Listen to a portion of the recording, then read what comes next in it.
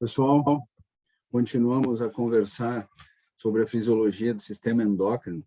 No último vídeo, nós terminamos nessa figura, né, e na qual eu esclareci para vocês o conceito de cada uma destas maneiras que estão citadas aí de comunicação entre as células. Tá? A partir de agora, nós vamos nos concentrar, evidentemente, por estarmos falando em hormônios, né? Nesta maneira de comunicação entre as células que está citada aí como endócrina, tá? E também na neuroendócrina. Então, a partir de agora, a gente vai falar de hormônio e de neurohormônios, certo? Estas duas outras maneiras de comunicação entre as células, que estão citadas mais à esquerda, autócrina e parácrina, nós vamos tratar delas com mais detalhes lá na fisiologia do sistema digestório, porque é uma maneira, são mecanismos, né? Substâncias autócrinas e parácrinas, elas agem muito lá no epitélio gástrico, no epitélio intestinal, né? Fazendo parte da secreção, consequentemente fazendo parte da digestão, fazendo também parte da motilidade, né? Do trato gastrointestinal, certo? Então, a gente vai voltar a falar disso no próximo semestre e vocês vão lembrar destas duas maneiras aí de comunicação entre células, autócrina e parácrina, tá? Bom, vamos adiante. Nessa figura aqui, pessoal, não vou entrar em detalhes, ela mostra de uma forma talvez mais resumida, né?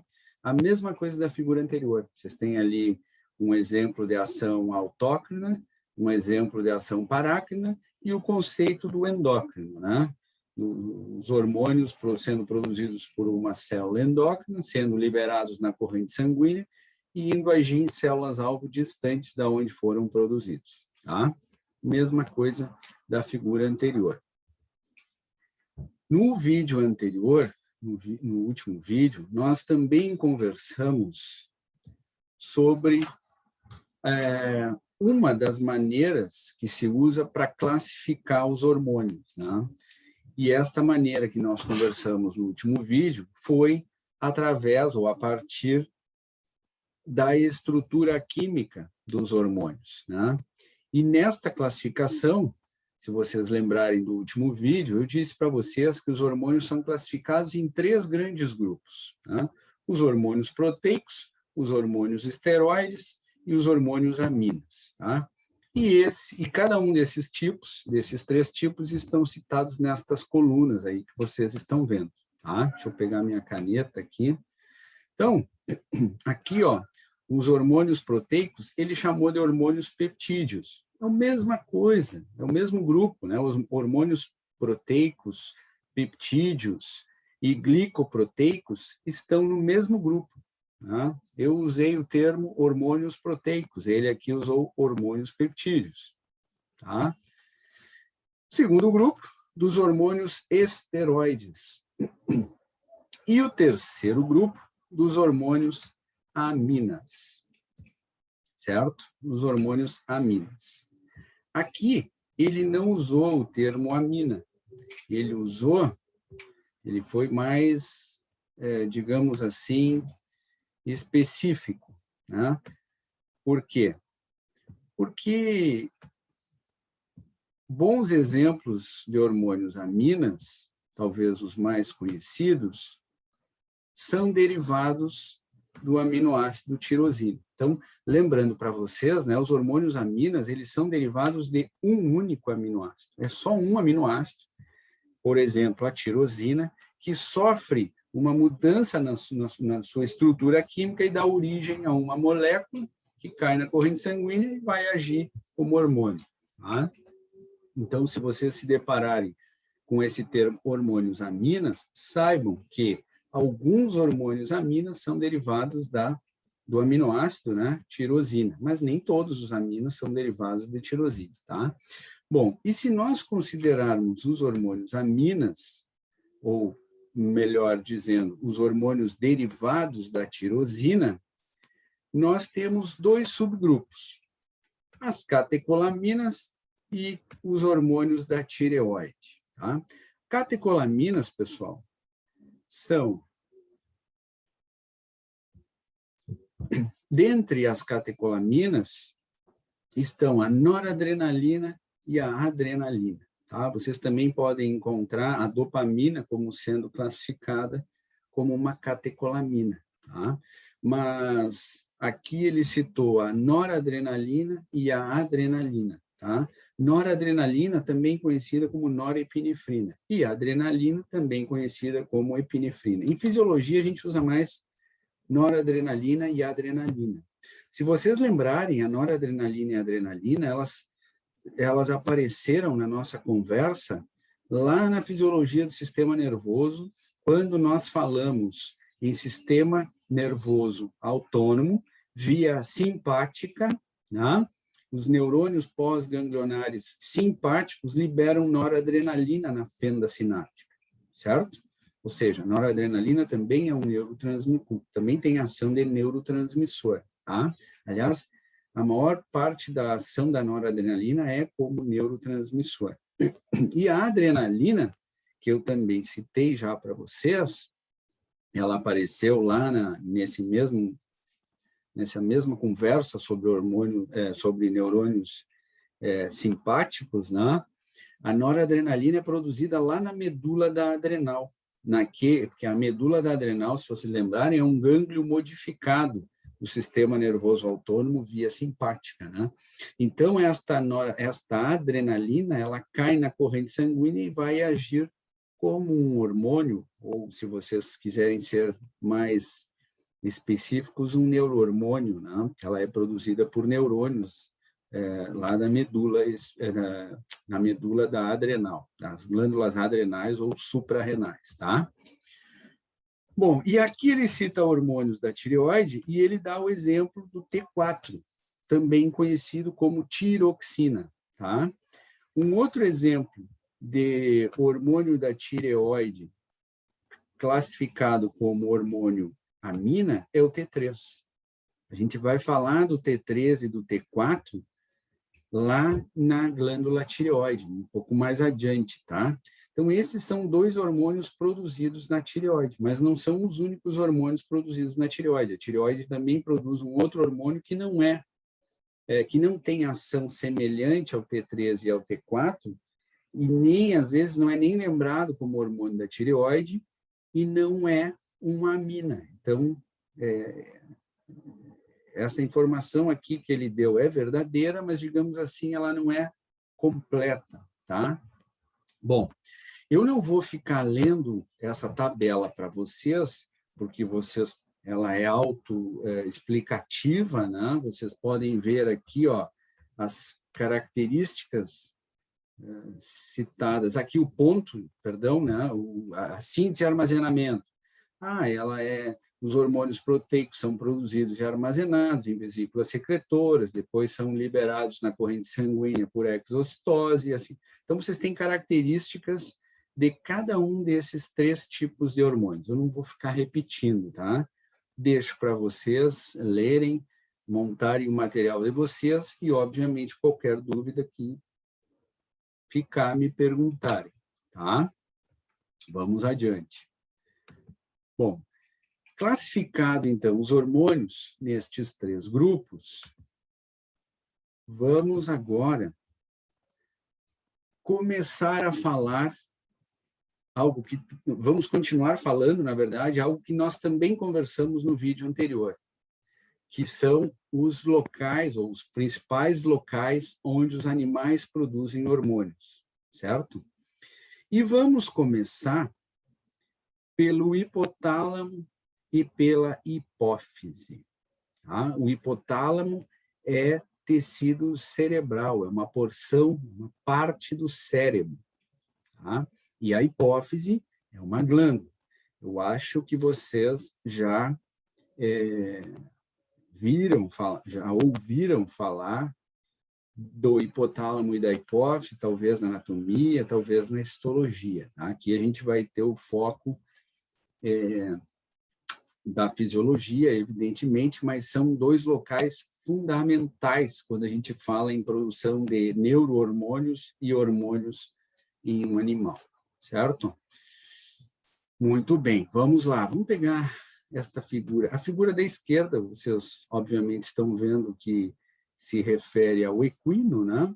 E a figura da direita, aqui em cima, ó, por enquanto vamos considerar só essa parte bem de cima da figura aqui, que é aonde ele mostra o hipotálamo e a hipófise. Aqui, no caso, essa figura representa o vínus, tá? Muito bem, então, aqui, ó,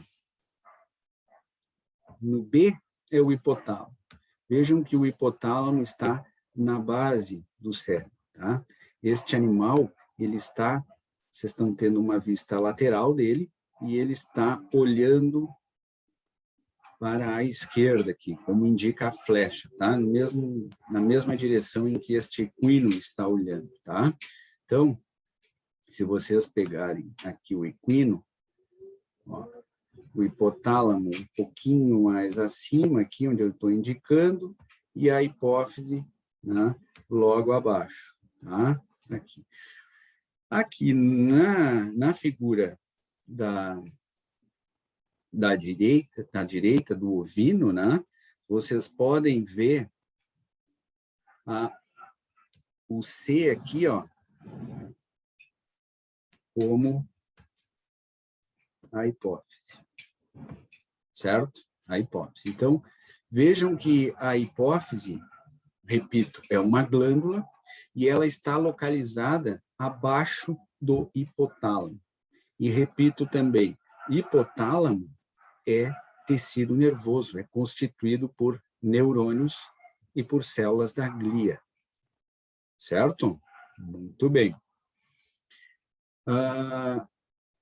Vamos agora dar um zoom aqui no hipotálamo e na hipófise e entender melhor a relação endócrina que existe entre o hipotálamo e esta glândula que a gente conhece como hipófise. Vamos adiante.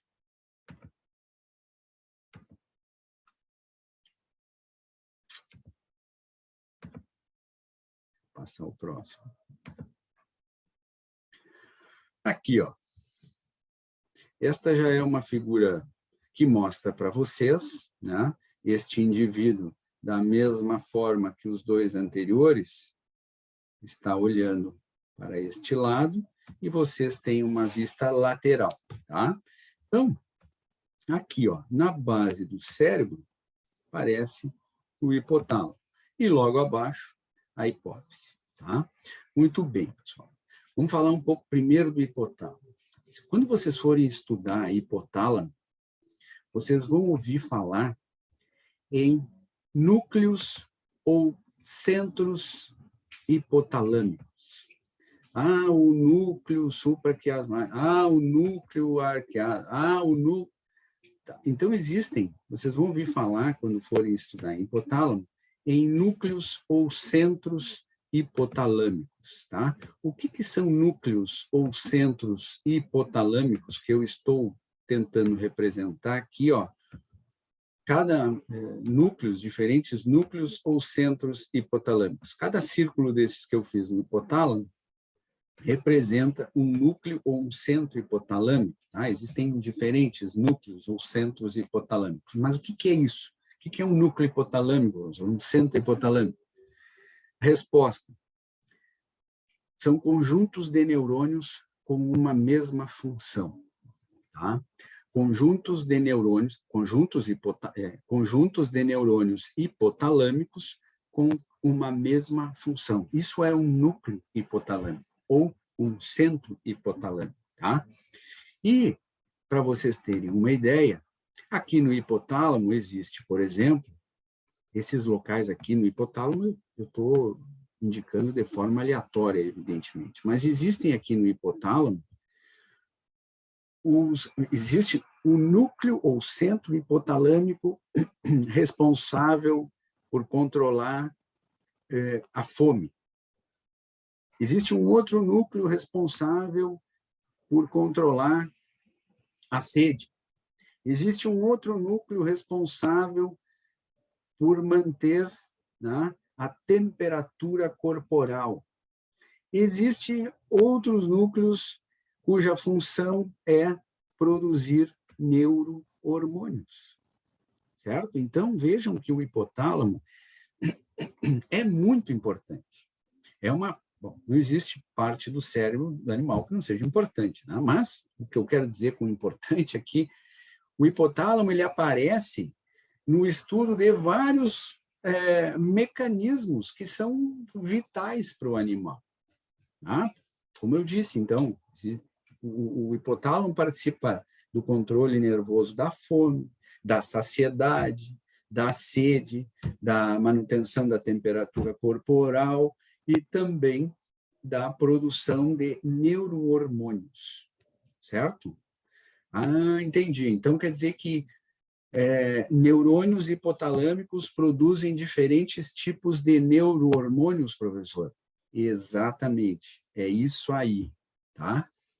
E esses neurohormônios, professor, esses neurohormônios hipotalâmicos, eles são proteínas, eles são, se eu for classificar eles, né, eles são neurohormônios, são peptídeos, são derivados, são esteroides ou são aminas? Resposta: grande parte deles são proteínas, são peptídeos, certo? Não há nenhum deles esteroide, tá? Não, todos esses neurohormônios hipotalâmicos são classificados como peptídeos. A estrutura deles é formada por aminoácidos, são cadeias de aminoácidos, tá? Eventualmente algum amina, tá? Certo? Muito bem. Bom, eu já disse para vocês que hipotálamo e hipófise, do ponto de vista endócrino, precisam ser estudados juntos. Não tem como separar do ponto de vista endócrino, hormonal ou neurohormonal, né? O hipotálamo da hipófise. Não tem como. Mas vamos ver por que não tem como. Bom, vamos adiante, então. A hipófise, que é esta glândula que vocês estão vendo, que aparece aqui, ela é dividida, histologicamente, ela é dividida em duas partes, histológica e fisiologicamente falando. Existe uma parte da hipófise que é chamada de adenohipófise ou hipófise anterior. E existe uma outra parte da hipófise que é chamada de neurohipófise ou hipófise posterior, certo? Estas duas porções da hipófise são diferentes do ponto de vista histológico e também do ponto de vista fisiológico. Por que são diferentes do ponto de vista histológico? Porque a neurohipófise, pessoal, ela é constituída, ela é formada por terminais axônicos de neurônios hipotalâmicos. Então, aqui eu estou representando, ó, vocês já conhecem essa estrutura, né? Imaginem que alguns neurônios do hipotálamo, que eu estou representando o corpo celular do neurônio, tá? O ruim de desenhar com essa caneta. Corpo celular do neurônio, dendritos do neurônio, certo? Vocês já conhecem essa estrutura, né? Lá do sistema nervoso. E aqui o axônio, né? Que emerge do corpo celular e vem até a neurohipófise. Então, a neurohipófise, ela é formada por terminais axônicos de neurônios hipotalâmicos. Essa é a constituição da neurohipófise, certo? A adenohipófise é constituída por diferentes células ou tipos de células endócrinas. Tá? Estou tentando representar aqui, cada círculo desses, uma célula endócrina diferente. Então, a adenohipófise, ela é toda constituída por células endócrinas, diferentes grupos de células endócrinas. Cada grupo desses vai produzir um hormônio diferente. Tá? Então, nos estudos de vocês aí, se vocês se depararem com a seguinte afirmação: a adenohipófise é a verdadeira glândula hipófise. Por que isso? Porque se a gente considerar a hipófise como uma glândula, na verdade, só esta parte que corresponde à adenohipófise é que produz hormônios. Estas células adenohipofisárias produzem hormônios. E estes neurônios que formam a neurohipófise, ou estes neurônios cujos terminais, parte dos axônios e os terminais axônicos formam a neurohipófise, estes neurônios aí, eles produzem neurohormônios. Mas, como vocês já sabem, tudo que o neurônio produz, tudo que ele sintetiza lá no corpo celular dele. Certo? Ou seja, esses neurônios aqui hipotalâmicos, cujo axônio, parte do axônio e o terminal axônico formam neurohipófise, eles produzem dois neurohormônios, a gente vai ver. Produzem dois neurohormônios. Mas, na verdade, esses neurohormônios são produzidos lá no hipotálamo, porque o corpo celular desses neurônios está no hipotálamo. Depois de sintetizado, de produzido, esses neurotransmissores são transportados ao longo do axônio e aí são armazenados aqui no terminal axônico, em vesículas, e depois serão liberados na corrente sanguínea. Então, a neurohipófise, ela não sintetiza nada, ela apenas armazena e secreta na corrente sanguínea dois neurohormônios hipotalâmicos. Certo? Então, essa é uma diferença fundamental, que vocês lembrem, entre adenohipófise e neurohipófise, tá? Que são as duas porções desta glândula que a gente chama de hipófise. Tá? Vamos adiante.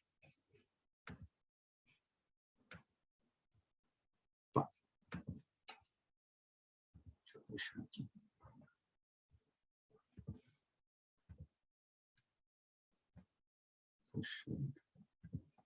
Agora sim. Aqui, pessoal, eu chamo a atenção de vocês, aliás, voltando aqui na figura. Vocês estão vendo ali em cima que está escrito eixo hipotálamo hipofisário. Aqui de novo, eixo hipotálamo hipofisário. Então, eu vou chamar a atenção de vocês, eu não fiz na figura anterior, eu vou fazer nesta aqui. Tá? Chamo a atenção de vocês para o seguinte. Vocês estão vendo, como disse há pouco, este título que eu coloquei aqui. Eixo hipotálamo hipofisário. Isto aqui é um termo que vai aparecer muito quando vocês estiverem estudando hipotálamo e hipófise e até outras glândulas, quando vocês estiverem estudando a parte endócrina. Tá? Quando vocês estiverem estudando o sistema endócrino, vai aparecer muito esse termo aí, eixo hipotálamo hipofisário. Por quê? O que ele significa?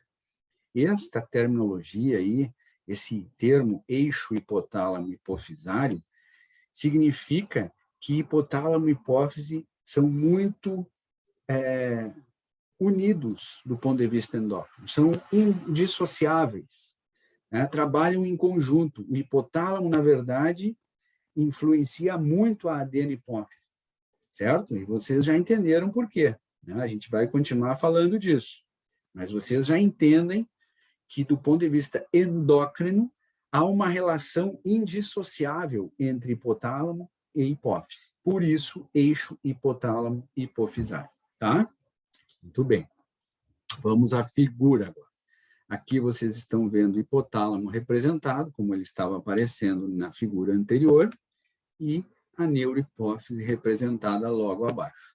E aquilo que eu tentei desenhar lá de forma grotesca, né, aparece aqui bem desenhado. Ó. Vocês estão vendo aqui em verde, né, um neurônio hipotalâmico. Este neurônio hipotalâmico, não estão desenhados aqui os dendritos, mas eu posso desenhar agora, né?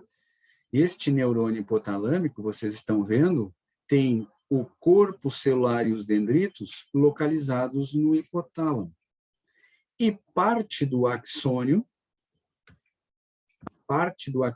e o terminal axônico formando neurohipófise. Tá? E estas bolinhas vermelhas aqui mostra para vocês, representa o que ele chamou aqui de hormônio. Mas, se vocês quiserem ser 100% corretos, assim, na verdade é um neurohormônio, né? Porque é produzido no hipotálamo, porque o corpo celular destes neurônios está no hipotálamo. Então, ele diz ali, ó, o hormônio é produzido no corpo celular do neurônio. E o corpo celular destes neurônios está no hipotálamo. Portanto, este hormônio, e aí entre parênteses, neurohormônio, né, é hipotalâmico, certo? Que é produzido no hipotálamo, este neurohormônio é produzido no hipotálamo, e como mostra aqui, é armazenado em vesículas e será secretado na corrente sanguínea, como também mostra aqui, para vocês, lá na neurohipófise. E vou acabar o mistério, né? E já vou dar nome aos bois. Tá, tu está me dizendo aí, professor, que são 2 neurohormônios que são produzidos no hipotálamo, são armazenados e secretados lá na neurohipófise. Eu já entendi. Eu quero saber quais são esses 2. Então, vamos lá. Um deles é o ADH, hormônio antidiurético. Antigamente, ou mais antigamente, ainda vocês às vezes aparecem em alguma literatura, vasopressina. Tá? ADH, que é hormônio antidiurético, né? Esses hormônios todos eles são escritos em inglês, né? São muitos hormônios são representados por siglas, como é o caso do ADH. Vocês vão ver que muitos outros têm siglas, e normalmente esses nomes que eles recebem são em inglês, e a sigla é em inglês, a gente só precisa, né, mudar as letrinhas de lugar, e vocês vão ver, então, que é o hormônio antidiurético, ou vasopressina. Tá? Este ADH é um neurohormônio hipotalâmico que vai agir lá nos néfrons, lá, e a gente vai ver a função dele lá no sistema urinário, tá? Lá na Físio 2.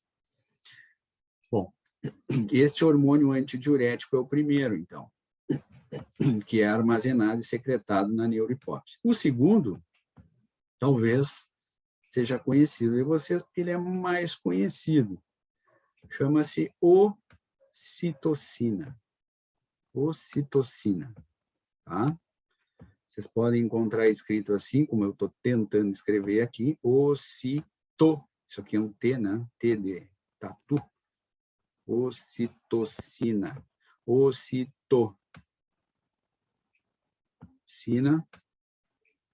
Estou desaprendendo a escrever com essa canetinha, já está mais treinado. Ocitocina. Vocês podem também ouvir falar em oxitocina, com X ao invés do C. Tudo bem, não tem problema, é da tradução, né? Que em inglês é oxitocina, tá? Se escreve aqui com X, mas ocitocina. Este neurohormônio hipotalâmico é muito conhecido pela sua ação, pela sua participação na ejeção do leite. Né? A ocitocina é liberada aqui pela neurohipófise e vai agir lá na glândula mamária, estimulando a contração da musculatura da glândula mamária e, consequentemente, participando da ejeção do leite. Não é da síntese do leite, é da ejeção do leite, tá? Então, a ocitocina, ela age na ejeção do leite e também ela participa do mecanismo do parto, porque ela também se liga lá no miométrio. O que é o miométrio? É a camada muscular da parede uterina. Então, a ocitocina, ela tem duas ações bem definidas já há bastante tempo, tá? Ela age na ejeção do leite e ela também age no mecanismo do parto, tá? Ela também pode agir em algumas espécies, parece estar envolvida na ligação materno-filial, tá? Mas essas duas, ela é conhecida, né, principalmente por estas duas funções, de participar da ejeção do leite e também participar do mecanismo do parto, porque ela, em ambos os locais, ou seja, tanto na glândula mamária quanto no útero, ela estimula a musculatura, né, da glândula mamária e da parede uterina, que obviamente é músculo liso, né? Certo? Muito bem. Então, esses são os dois neurohormônios que são produzidos no hipotálamo, armazenados e secretados pela neurohipófise. Tá bem? Vamos ver o que mais temos aqui. Bom, esta figura aqui, ó, ela ainda mostra para vocês o eixo hipotálamo e hipofisário, que aparece hipotálamo. Aqui embaixo vocês estão vendo a neurohipófise, e vocês agora já sabem qual é a relação do hipotálamo e da neurohipófise, e ela também acrescenta agora, também mostra para vocês, a adenohipófise, certo? Mais uma vez, chama atenção, vocês estão vendo uma vista lateral, vocês estão tendo uma vista lateral deste animal, e ele está olhando, está virado, está olhando nesta direção, tá? Bom, nós já chegamos ao nosso tempo aqui. Nós vamos continuar falando, o próximo vídeo nós vamos começar aqui nesta figura, tá? E eu já chamo a atenção de vocês que existe, aqui já aparecem vasos sanguíneos, né? Ou seja, existe aqui capilares sanguíneos que irrigam o hipotálamo, e também existem capilares sanguíneos que irrigam a adenohipófise, e que estes vasos sanguíneos que irrigam o hipotálamo e estes vasos sanguíneos que irrigam a adenohipófise estão conectados. Vocês estão vendo aí, né? São duas redes de capilares, uma logo após a outra. Uma aqui no hipotálamo e logo em seguida uma na adenohipófise. Ou seja, existe aqui um sistema porta, tá? Duas redes de capilares, uma logo após a outra, tá? Um sistema porta hipotálamo hipofisário, assim como o animal também tem um sistema porta hepático, assim como ele também tem um sistema porta renal, Sempre que vocês ouvirem falar em sistema porta, né, lembrem que o sistema porta é caracterizado por duas redes de capilares, uma logo após a outra, e que, evidentemente, essas duas redes de capilares estão conectadas entre si, tá? Outra coisa que chama a atenção de vocês nessa figura, para quem já for dando uma adiantada nos estudos, ó, é que ela mostra as células endócrinas que formam a adenohipófise. Então, existem diferentes grupos de células endócrinas formando a adenohipófise, e cada um desses grupos produz um hormônio diferente.